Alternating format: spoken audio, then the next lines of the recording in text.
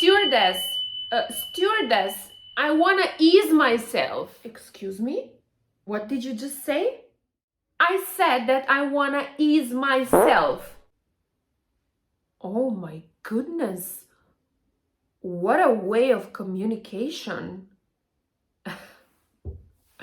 How to enhance your communication skills. My name is Julia George. I used to fly for Qatar Airways for 10 years, where I have resigned from my last work position as a cabin service director. I'm currently living in Germany and I'm studying master's studies in aviation management at Wildau Institute of Applied Science in Berlin. And I've got a lot to tell you when it comes to communication. Before we start, make sure to click the subscribe button with the notification button for the many videos that are coming, and let's start. Communication skills tops up the list of the fundamental skills that are needed in order to become a successful cabin crew, but we all know that this is a core component to literally all the jobs in the world that require information sharing at least. Now, a decade and a half later, with the rise of the social media networking, with the rise of texting, rise of the different forms of communication, we all would agree that that communication is becoming more and more casual, even in situations where formal ways of communicating are actually required. Now, what this means is that, let's say, the younger generations may not even know or may not even understand the importance of the effective communication skills in the workplace. That's why we make this video. And now, when you take a look at the greatest leaders out there, or people who are supervisors, one of the traits that these people possess is actually an ability to communicate effectively, which underscores the importance of the communication skills that we talk about over here. The major importance of the communication in the aviation industry is actually to increase the level of safety and to reduce the accidents and the incidents that could be prevented with a proper way of communication. When aviation was still at the early stages, the general assumption was that the sky was too expansive or too big for two planes to randomly collide, until the well-known collision of two airplanes over the Grand Canyon in 1956 happened. Now, the crash prompted the establishment of the Federal Aviation Administration, which was the beginning of the better aviation safety in the aspects of the aviation, including addressing a proper communication in all the sectors of the aviation. Now, in this video, I'm going to stick to the communication in aviation and why it is important and how you can enhance the same in order to become successful for your next time when you will be pursuing your job as a cabin crew. But also what I'm going to speak about in this video will be useful if you're pursuing a job in any department within the aviation industry. And furthermore, we are witnessing that poor communications have contributed to numbers of deadly plane crashes since the beginning of the modern air travel. And in one instance, the flight crew reported to the air traffic controller that they were running out of fuel, instead of saying that they are having an emergency situation or saying the words Mayday, which is specifically prescribed as a declaration of an emergency. Now, while they used the term "we are running out of fuel," this sounded like a declaration. To some will sound like a declaration to emergency, but to this context, to the controller, was a statement that was interpreted as sort of a concern and not an emergency situation. Now, that flight crashed after running out of fuel, and when it comes to the cabin crew role and the cabin crew interaction, from the experience that I have in my flying career, majority of the incidents that have been happening between the cabin crew and the passengers, between the cabin crew and the pilots, and stuff like that, was due to poor communication. And those major communication issues were including, in some situations, information overloaded. Let's say the higher the amount of information being transmitted, the larger the chances of an error was to occur. We also were facing something called pronunciation issues. Let's say for non-English speaker just like me, there is always a huge probability of passing an information with an unclear pronunciation. And here lies one of the core component of why you as a candidate must be in excellent both written and spoken English. We also face misunderstandings, and many errors in the aviation communication are as a result of a general misunderstandings between the sides that are communicating, and it could be caused from a variety of, let's say, speech rate, intonation, the stress level that we have, the sentence structure that we use to communicate, etc., etc.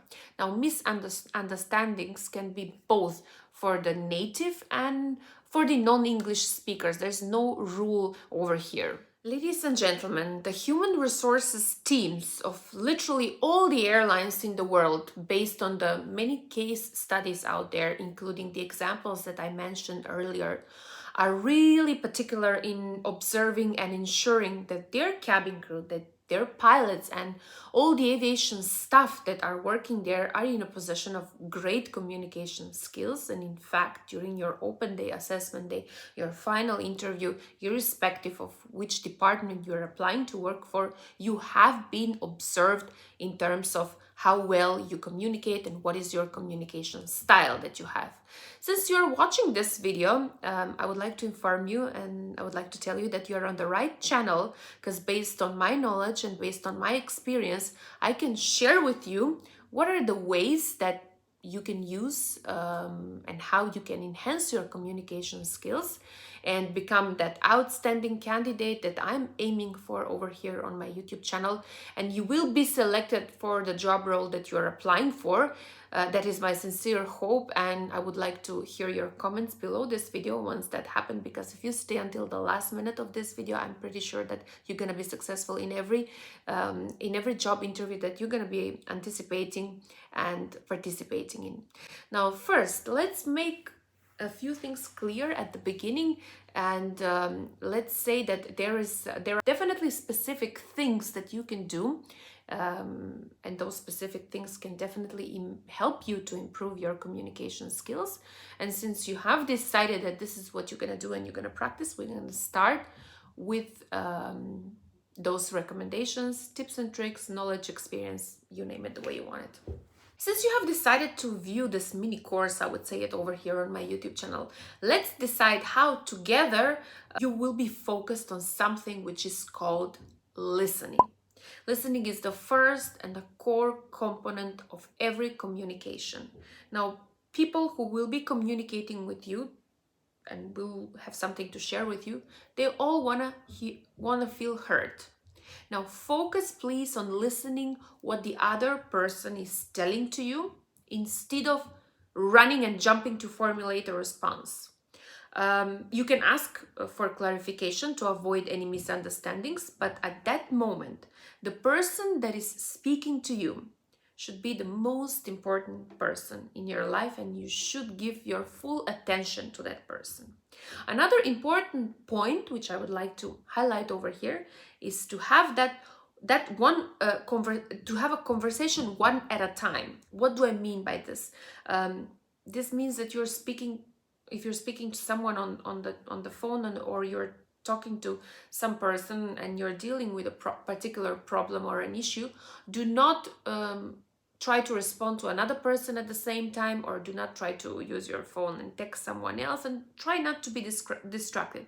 Talk to that person and give the first person you're talking to your full attention.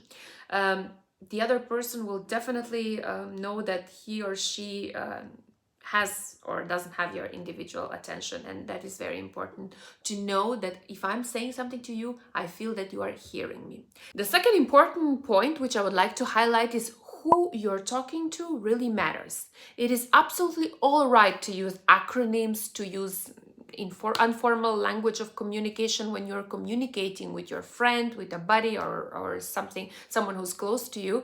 But if you're speaking to a customer, or you're speaking to a coworker, or you're speaking in front of your supervisor, or you are emailing, let's say, your supervisor, things like hey, TTYL, or any informal language of communication has absolutely no place in your message.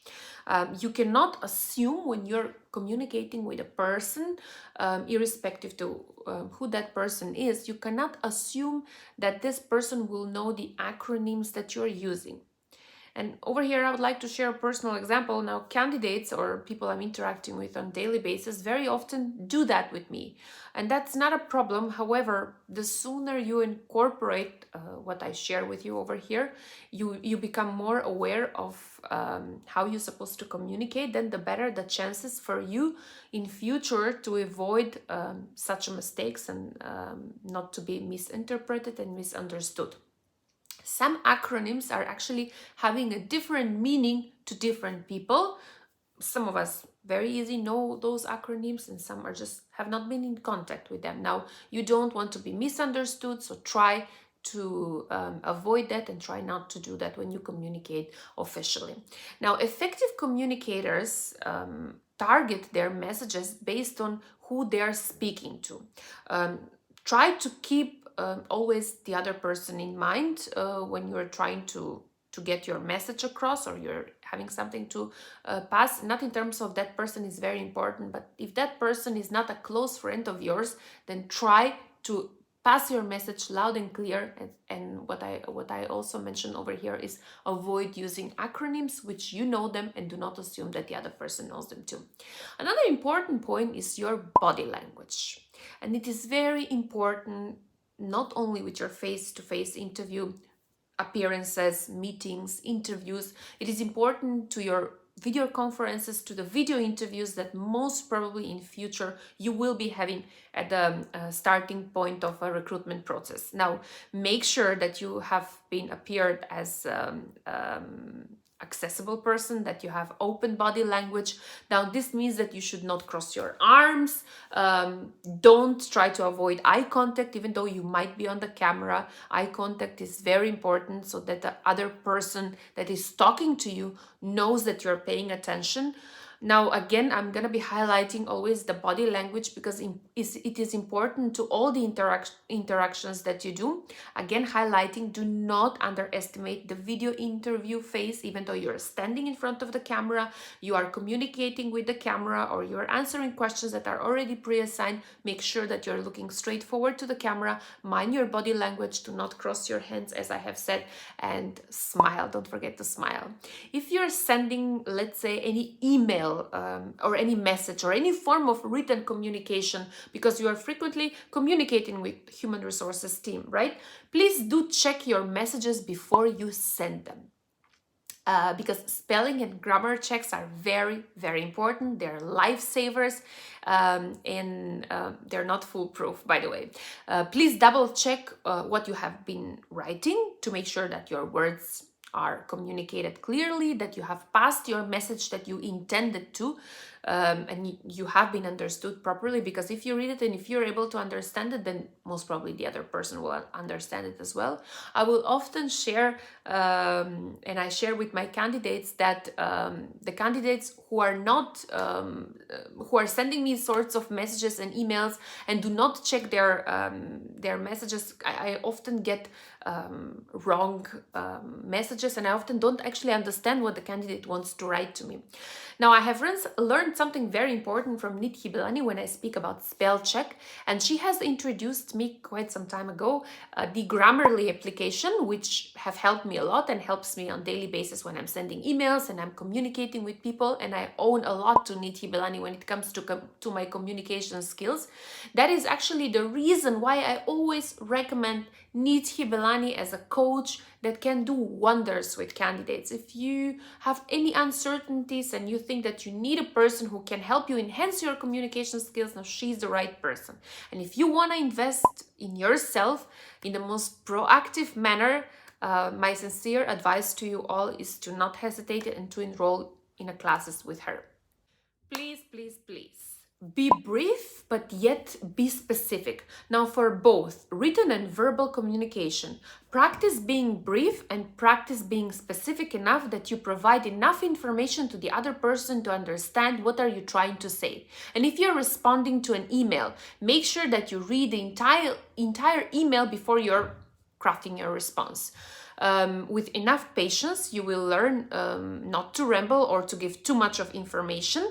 And this is very important why I'm highlighting this. Ladies and gentlemen, often you're making very long answers to the recruitment team, and they will not have time to listen to you all those answers. You must go to the point to answer the question. Let's say why you would like to become a cabin crew.